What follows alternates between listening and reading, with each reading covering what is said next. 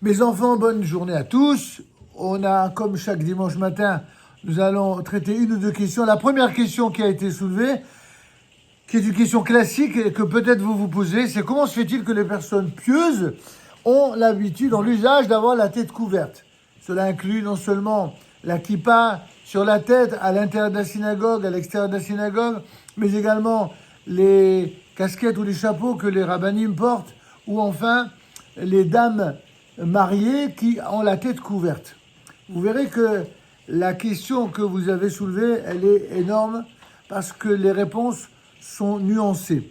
Tout d'abord, concernant la première question qui a été posée, à savoir pourquoi ceux qui sont pieux ont la tête couverte.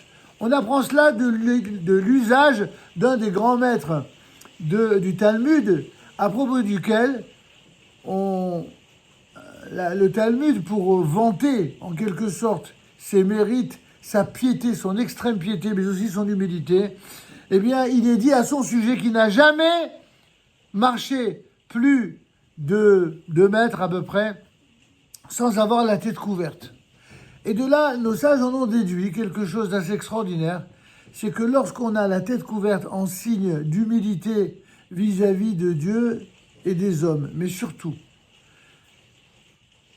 avec la conscience qu'il y a au-dessus de nous toujours plus grand, et que ce qu'il y a au-dessus de tout ce qu'il y a de plus grand, parmi tous les grands, c'est bien entendu Dieu, le maître du monde, alors on s'inscrit dans une logique qui fait de nous quelqu'un de bien.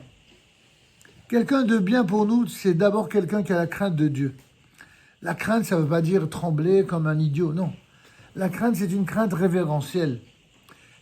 Sachez une chose, mes enfants, plus quelqu'un a la crainte de Dieu, plus il est capable de respecter et d'aimer les êtres humains qui ont été créés par lui.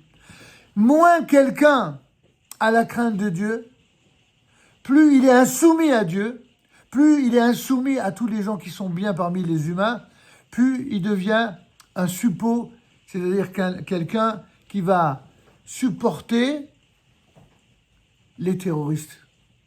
Tous les insoumis de la terre sont les amis des ennemis d'Israël. Vous entendez ce que je vous dis? Et tout ça a démarré grâce à ta question. C'est que la différence entre ceux qui craignent Dieu et ceux qui ne craignent pas Dieu, c'est cela. Alors évidemment, vous pourriez me rétorquer à tout ce que je viens de dire, mais il y a pourtant des gens qui parlent de Dieu, quelle que soit la langue, et qui ne sont pas des amis d'Israël, ils sont des ennemis d'Israël, qui sont les ennemis des Juifs. Oui, sauf que ces gens-là, d'abord, ils ne sont pas tous les mêmes. Certains parmi eux sont vraiment des amoureux de Dieu, des craignants Dieu, et ceux-là sont des gens bien et intègres. Je répète et je confirme, quand quelqu'un est vraiment amoureux de Dieu et respectueux de Dieu, que ce soit par la voie de la Torah et des mitzvot, ce qui est la nôtre de voie, que ce soit par la voie du christianisme, ou que ce soit par la voie de l'islam, que ce soit par la voie de quelque croyant en Dieu que ce soit, s'il est vraiment quelqu'un de bien, qu'il est vraiment croyant en Dieu, alors il ne peut que respecter et aimer tout ce que Dieu a créé depuis la création, donc tous les êtres humains, quelle que soit leur foi, leur religion, leurs idées, quelle que soit leur couleur de peau.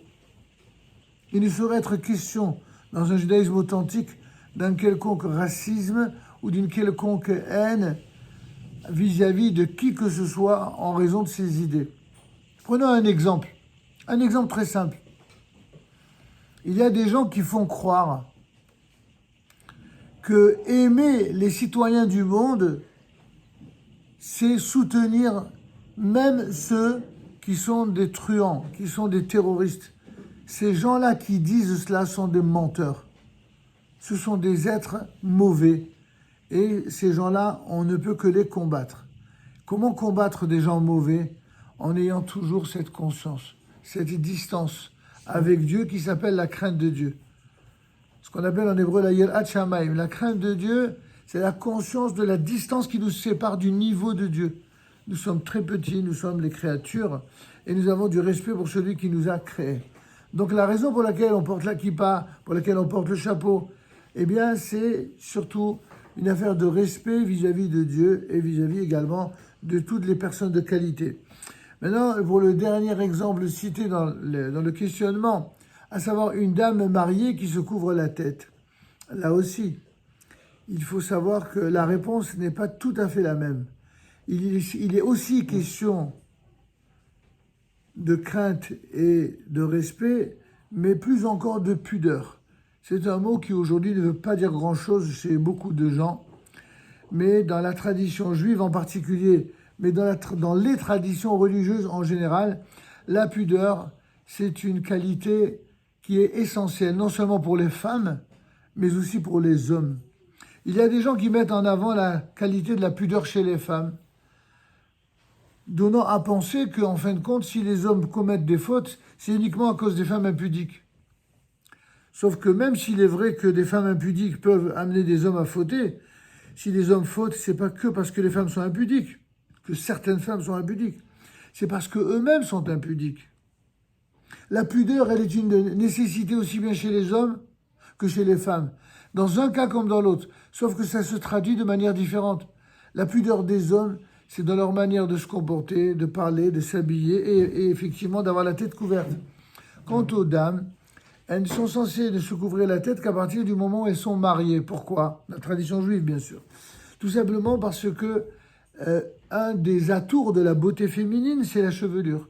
Une femme, elle fait toujours attention à ses cheveux. Depuis toute jeune fille, une jeune fille, elle toujours fait attention à ses jeunes filles, à ses cheveux. On le voit souvent, les filles, pendant qu'on parle, elles sont en train de toucher leurs cheveux, en train de mettre leurs trucs. Elles n'arrêtent pas. Pourquoi elles font ça? C'est plus fort qu'elles. Parce qu'elles considèrent que ça fait partie de leur grâce, de leur féminité. Elles ont raison.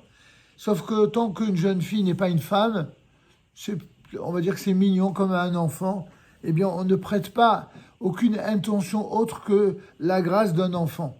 Mais quand une jeune femme devient une jeune fille et devient une femme véritablement adulte, alors là c'est autre chose. C'est pourquoi la tradition recommande effectivement qu'une femme qui est mariée, eh bien toute la beauté qu'elle peut exprimer par ses cheveux, elle ne la dédie et ne la consacre qu'à son propre mari. Pourquoi? Parce que d'après la tradition juive, une femme ne doit faire tourner la tête qu'à un seul homme, son mari, pas la tête des hommes. Et comme les hommes, malheureusement, c'est des chewing-gums, quand ils n'ont pas de Torah, ils se laissent facilement impressionner par la beauté d'une femme. Alors il faut aussi tenir compte de cette réalité humaine qui a été voulue par Dieu. Pour que les hommes, ça les oblige à se hisser à un niveau de comportement, de retenue, et pour les dames aussi, pour qu'elles apprennent à, bien sûr, faire attention à leur esthétique, à leur beauté, mais sans que cette beauté soit mal interprétée par des hommes idiots. Il faut que cette beauté-là, elle ne soit là que pour qu'elles se sentent bien, elles, et qu'elle ne soit un signal que pour celui qu'elles ont décidé d'aimer et personne d'autre. Et une femme bien, c'est cela. Une femme bien, c'est celle qui se sert de sa beauté pour veiller à ce que son mari devienne quelqu'un de grand. Et pas du tout pour détourner la tête des hommes, des autres hommes, et encore moins ceux qui sont mariés. C'est bien clair, mes enfants, donc ce n'est pas la même signification, la tête couverte chez les uns ou chez les autres. Et donc, pour terminer par ce par quoi nous avons commencé, quand on se couvre la tête, c'est un signe, encore une fois, de pudeur et de respect tout à la fois. Et ça n'a aucun caractère politique, je précise, parce que certains qui sont les détracteurs de la foi veulent toujours donner un contenu politique à quelque chose qui est véritablement religieux. Il y a dans d'autres religions des gens qui instrumentalisent des signes religieux pour lui donner une connotation politique. Ça, c'est un problème qui est très important, mais qui ne vous concerne pas en tant qu'enfant. On en parlera un peu plus tard. Très bien, alors ça suffira pour cette question. On passera à la question d'après.